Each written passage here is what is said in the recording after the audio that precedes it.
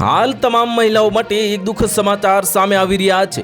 વાર્તા એક એવી સ્ત્રીની છે કે જેનું જીવન બહારથી આમ તો સામાન્ય લાગતું હતું, પણ જેના ગુનાહિત માનસમાં ઝેરની શીશી અને મનમાં લોભની આગ હતી। આ તેનું નામ હતું કેડી કેપમ્મા। પરંતુ ભારતમાં ગુનાહિત ઇતિહાસે તેને સાઇડ નાઇટ મલ્લિકાનું નામ આપ્યું। આ કર્ણાટકના નાનકડા ગામડાઓમાંથી લઈને બેંગ્લોરની ઘમસાણ ભરી ગેલીઓની સુધી તેણે મંદિરને પોતાના ગુનાઓનું ઘટના સ્થળ બનાવી એક પછી એક એવા 6 મહિલાઓના જીવ લઈ લીધા। 1970ની સાલ હતી અને કર્ણાટકના કગલીપુરના જે ગામમાં એક નાનકડી ઝૂંપડીમાં એક બાળકીનો જન્મ થયો। તેનું નામ રાખવામાં આવ્યું હતું કેડી કેમ્પમાં। આ ગામની હવા શુદ્ધ હતી, ખેતરો લીલાછમ અને જીવન સાદું હતું।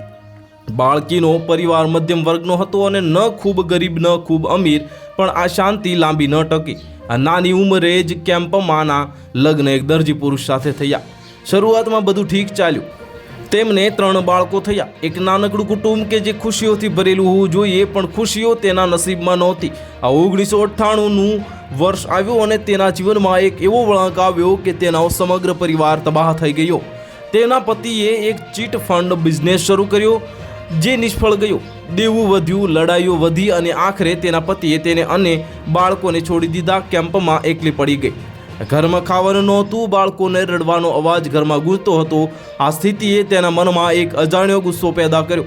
તેણે નક્કી કર્યું કે હવે પોતાને રસ્તે ચાલશે, પણ કોણ જાણતું હતું કે આ રસ્તો ગુનાની દુનિયા તરફ જશે। તેણે ગામમાં ઘરેલું કામકાજ શરૂ કર્યું। થોડા નાણાં મળવા લાગ્યા, પણ તે પૂરતા નહોતા। તો હાલ માટે આટલું જ। મળીશું નવી અપડેટ સાથે। જો તમને અમારા વિડીયો પસંદ આવતા હોય તો વિડીયોને લાઇક કરી દેજો, ચેનલને સબસ્ક્રાઇબ કરી બાજુમાં આવેલા બેલ આઇકનને દબાવી દો, જેથી તમને આવા સમાચારની અપડેટ મળતી રહે।